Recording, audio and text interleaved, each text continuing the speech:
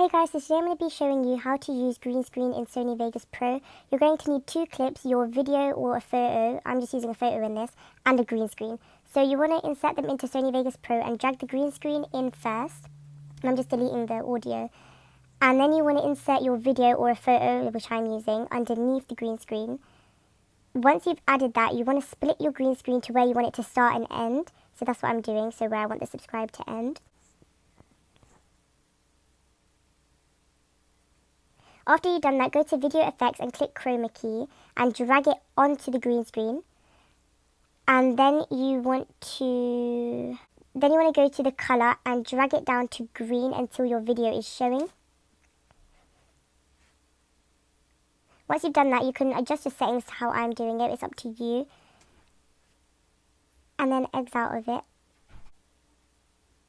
And that is how you do it. Thanks for watching. Bye.